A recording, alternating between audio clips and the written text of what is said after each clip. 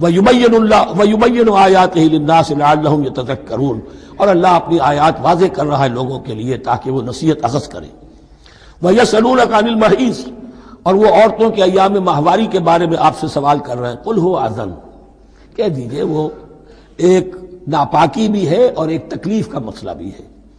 فَاعْتَزِلُوا النِّسَاءَ فِي الْمَحِيضِ، تو حیض کی حالت میں اگر تمہاری بیویاں ہوں تو ان سے علیحدہ رہو، مقاربت نہ کرو۔ وَلَا تَقْرَبُوهُنَّ حَتَّى يَطْهُرْنَ، اور ان سے مقاربت نہ کرو یہاں تک کہ وہ پاک ہو جائیں۔ فَإِذَا تَطَهَّرْنَ، اور جب وہ خوب پاک ہو جائیں، فَأْتُوهُنَّ مِنْ حَيْثُ أَمَرَكُمُ اللَّهُ، تو اب ان کی طرف جاؤ، جو بھی تمہیں تعلق قائم کرنا ہے کرو، جہاں سے کہ تمہارے رب نے تمہیں حکم دیا، اللہ نے حکم دیا ہے۔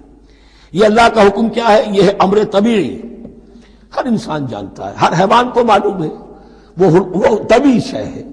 لیکن یہ کہ اب عورتوں کے ساتھ بھی اگر انسان جو ہے وہ لواطت کا فعل شروع کر دے، قوم عمل لوط، تو ظاہر بات ہے کہ عمل قوم لوط تو وہ چیز جو ہے غلط ہے، وہ حرام ہے۔ یہ تو اللہ تعالیٰ نے جو بھی تمہاری فطرت میں ڈالا ہے راستہ، وہ در حقیقت من حیث امرکم اللہ، ان اللہ یحب التوابین و یحب المتطہرین، یقیناً اللہ محبت کرتا ہے بہت توبہ کرنے والوں سے اور بہت پاک بازی اختیار کرنے والوں سے، ان ناپاک چیزوں سے دور رہنے میں۔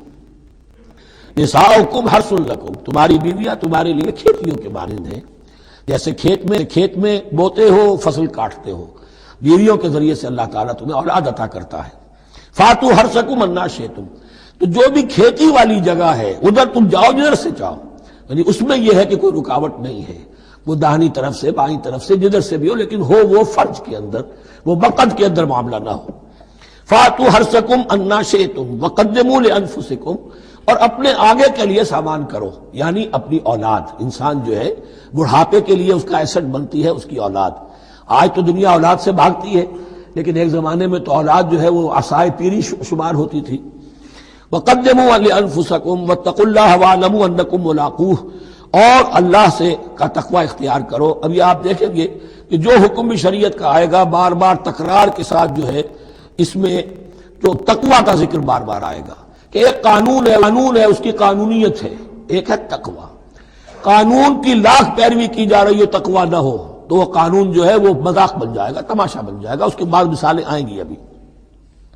واتقوا اللہ واعلموا انکم ملاقوہ، اور اللہ کا تقوی اختیار کرو اور جان لو تمہیں اس سے مل کر رہنا ہے، حاضر ہونا ہے اس کے جناب میں۔ وبشر المومنین، اور اے نبی اہل ایمان کو بشارت دے دیجئے۔